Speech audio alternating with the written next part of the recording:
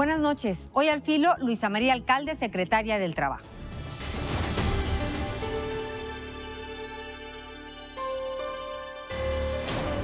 Muchas gracias, Luisa María Alcalde, secretaria del Trabajo, por platicar con nosotros.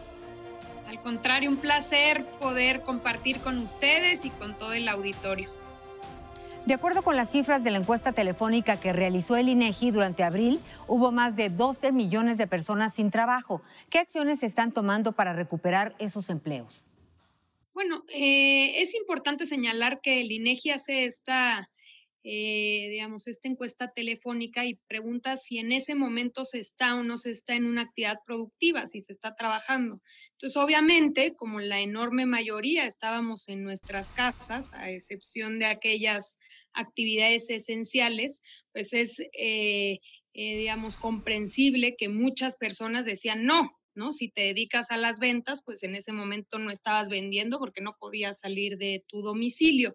Lo digo para poderlo poner en perspectiva, porque de repente se empezó a informar como si eso hubiese sido, digamos, el número de pérdida de empleo y no es así, sino que es personas que en ese momento no estaban en una actividad productiva, no se encontraban trabajando, pues muchas actividades laborales tuvieron que suspenderse, la enorme mayoría. Entonces, hemos venido haciendo varias acciones, tenemos una estrategia de 3 puntos principales. El primero tiene que ver con el apoyo a la micro y pequeña empresa.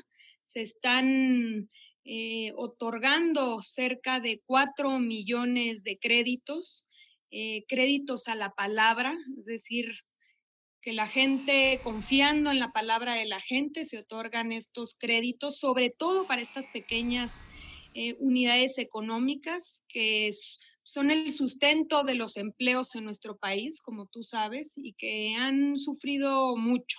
Entonces, este es un pilar de la estrategia. El segundo pilar tiene que ver con la generación de 2 millones de empleos, de nuevos empleos, de abril a diciembre. Y esto pasa por los programas de infraestructura, programas que conocemos muy bien, como es, por ejemplo, el Tren Maya, como es la refinería, como es el nuevo aeropuerto internacional, como es el caso de todos los proyectos de mejoramiento urbano y de mejoramiento de vivienda. Todos estos proyectos tienen la intención de reactivar la economía y generar empleos locales. Y el tercer elemento fundamental de esta estrategia tiene que ver con la intensificación de los programas del bienestar. Ya previo a la pandemia estábamos en condiciones de señalar que por lo menos el 55% de las familias en México estaban recibiendo un apoyo por parte del gobierno. Entonces, por el 55% de los hogares, que significa 18 millones de hogares, estaban recibiendo estos apoyos. Hemos intensificado mucho estos programas en esta etapa, incluso en muchos de ellos adelantando pagos, ¿no? Ahora está, por ejemplo, el operativo para el pago de los 2 bimestres de julio, agosto, septiembre y octubre para las personas con discapacidad y los adultos mayores, de manera tal que a través de estos programas y de lograr no solamente bajar estos recursos a la población beneficiaria, sino que estos recursos pues realmente lo que generan es la posibilidad de poder adquisitivo, de compra de estas personas. Entonces, esto para poder reactivar la economía desde lo local. Si estas personas tienen la posibilidad de comprar en la frutería, de comprar en el negocio, en la tienda, de poder contratar un servicio en específico, van generando la posibilidad de reactivar desde abajo. Secretaria, entonces, ¿cuál sería la cifra de desempleo hoy en México? Pues tenemos las cifras del Instituto Mexicano del Seguro Social, cifras, digamos, que nos dan la idea de que a partir del inicio de la pandemia se perdieron más de 1 millón de empleos. pero que ahora ya empezamos a ver la luz en el camino, que eso es lo importante. Entonces, a partir de abril primero, donde se perdieron más de 500,000 de empleos, luego ya fue bajando para mayo, todavía para junio, y ahora en julio ya se empieza a estabilizar, incluso empezamos ya a recuperar estos números. Entonces, eso es lo que estamos haciendo, eso es lo que esperamos para este mes de julio, ya a partir del inicio de varias actividades en varias regiones del país y obviamente siempre, pues dependiendo del semáforo, pero ya inicia la posibilidad de ir recuperando la actividad económica, ¿no? Escuchamos de los programas sociales y los programas de apoyo para la sociedad en función de lo que estamos viviendo. ¿Cuál es el papel de la iniciativa privada? Bueno, fundamental. Pues digamos, aquí la idea es la combinación, es decir, estamos convencidos en que una estrategia, sobre todo ante una crisis como la que estamos viviendo, es poder inyectar recursos públicos, pero como capital semilla, como esa posibilidad que pueda, a partir de ese recurso, generar la actividad en el sector privado, que son, pues, los que generan empleos y por eso la protección también de estos pequeños negocios, justamente para que en el sector privado y con privilegio, digamos, en el sentido de prioridad a los pequeños negocios que son los grandes generadores de empleo. Hablando de desarrollo y de trabajo, el impacto del TEMEC en la generación de empleos.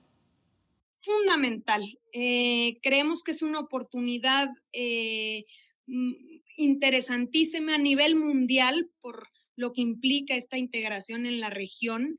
Es importante también señalar que dentro del tratado no solamente es la generación de empleos y es, digamos, la certeza en las inversiones, sino también que ese trabajo, que ese empleo sea de calidad.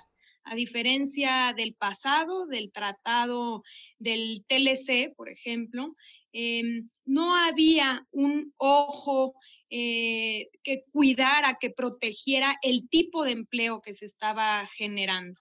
Entonces, ahora con el TEMEC es otra cosa, incluso hay un apartado específico en materia laboral y uno de los elementos esenciales del tratado pasa justamente por la mejora salarial, por la posibilidad de tener contratos colectivos auténticos, por el respeto de los derechos de los trabajadores, por eliminar el trabajo infantil. Entonces, digamos, el rubro laboral tiene muchísimo peso e importancia en este tratado como no lo tenía anteriormente. En relación a los derechos de los trabajadores en el Tratado de Libre Comercio, estaba yo leyendo que habrá unos paneles laborales a donde pueden acercarse los trabajadores y también acerca de este Centro Federal de Conciliación y Registro Laboral. Secretaria, ¿de qué estamos hablando? Así es, dentro de este apartado 23A, que es el apartado laboral en el TEMEC, tiene un empate, digamos, se fortalece con la reforma laboral que fue aprobada el 1 de mayo del año pasado y que estamos en su implementación. Justamente este año inicia la implementación de la primera etapa en las primeras entidades federativas. Y en ese sentido, se contempla, uno, la creación del Centro Federal de Conciliación y Registro Laboral, que va a ser una autoridad encargada de la vigilancia, digamos, de las elecciones, que sean democráticas, que haya apertura, que se cumpla con los principios de una elección democrática, padrón confiable, lugar neutral, una convocatoria abierta, todos estos principios que serán acompañados por el centro. Pero no solamente eso, sino también el centro está encargado, digamos, de proteger, por ejemplo, que los contratos colectivos sean realmente reales, auténticos, que los trabajadores hayan dado su aval a un sindicato para que lo represente. Eso por un lado. Por el otro lado está lo de los paneles, como bien se señala, hay un mecanismo específico de paneles de respuesta rápida, así se llaman, que contempla el TEMEC en materia laboral, en específico en dos rubros, en algún tipo de violación a la libertad sindical o alguna violación a la negociación colectiva. En caso de que se identifique un caso como estos, puede un país a otro mandar una queja, tiene que haber un periodo para hacer una investigación y en todo caso hacer un plan de reparación del daño, pero si no se está conforme por parte del socio comercial con esta reparación del daño, puede iniciar este panel que significará ir a investigar esta problemática y si se detecta que en efecto hubo una violación, pues puede haber sanciones tanto para un lado como para el otro. ¿Habrá alguna asesoría o a lo mejor algunas conferencias por parte de tu secretaría? Fueron muchos años y pues la inercia es grande, así para que los trabajadores pudieran entender y exigir sus derechos. La información pues en ese sentido es fundamental. Sí, y qué bueno que lo comentas, porque es muy importante para nosotros, justamente ahora en este proceso, digamos, de distanciamiento, donde no podíamos hacer estas reuniones presenciales en las entidades federativas, hicimos todo un, digamos, cursos en línea que hoy están disponibles en la página de reformalaboral.stps.gov.mx, donde son módulos específicos por cada una de las etapas del nuevo modelo laboral. El nuevo modelo laboral no está pensado, y esto es importantísimo decirlo, solamente para los sindicatos que ya existen. También es la posibilidad futura de gremios, de trabajadores de una empresa en específico que puedan organizarse con libertad y que puedan formar una organización, ya no ver como antiguamente, incluso como los mismos empleadores, como este riesgo de, ¿no? de la obstrucción del desarrollo, sino al contrario, como un equilibrio, como se da en muchos lugares del mundo, de poder negociar, platicar cuáles son las condiciones del contrato, ¿no? ¿Qué posibilidades tiene la empresa en una circunstancia específica? También cuando no. Este es el claro ejemplo, ¿no? Por ejemplo, ahora con el coronavirus, como muchos sindicatos se sentaron a decir, pues entendemos que no tienes ingresos y entonces, ¿a qué arreglos podemos llegar de manera conjunta? Hay que estar muy pendientes de las nuevas reglas del juego de este Tratado de Libre Comercio y hay que cumplirlas. ¿Qué va a pasar en el caso de que no las cumplan? Pues bueno, ahí puede haber varias sanciones, ¿no? Por ejemplo, en materia del tratado, pues comerciales incluso, desde aranceles hasta la propia prohibición de importar un producto en específico si se violan estos derechos.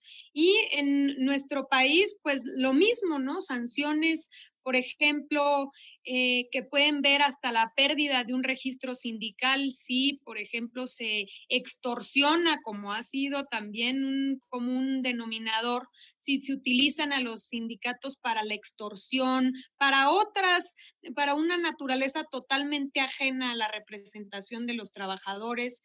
Y la propia dinámica va a ir trayendo la posibilidad del cambio. Por ejemplo, todos los contratos colectivos actuales se tienen que legitimar. Quien no legitime en 4 años, ese contrato colectivo deja de tener vigencia.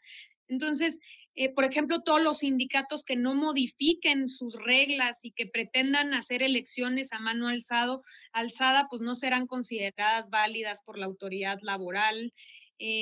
Todos estos cambios que se están viviendo, pero déjame decirte que ha habido, creo yo, un compromiso firme, no solo por parte de los sindicatos, sino también los empleadores. Ellos mismos necesitaban ya este cambio, salir del mundo de la simulación y empezar a construir digamos, un sistema laboral mucho más estable y mucho más representativo.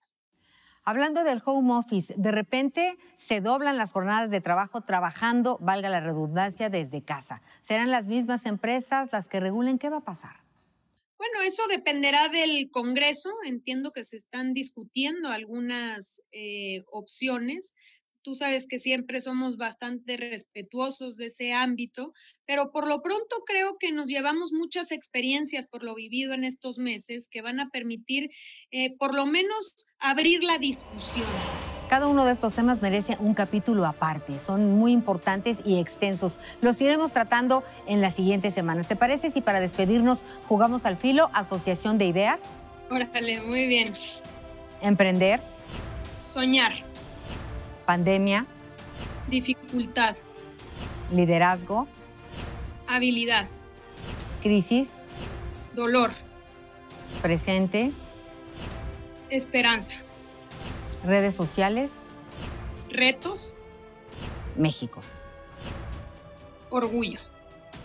Muchas gracias a Luisa María Alcalde, secretaria del Trabajo. Buenas noches. Ana María, te mando un fuerte abrazo, como siempre, muchísimas gracias y estamos en comunicación. Y gracias a ustedes. Recuerden que nos vemos la próxima semana al filo. Buenas noches.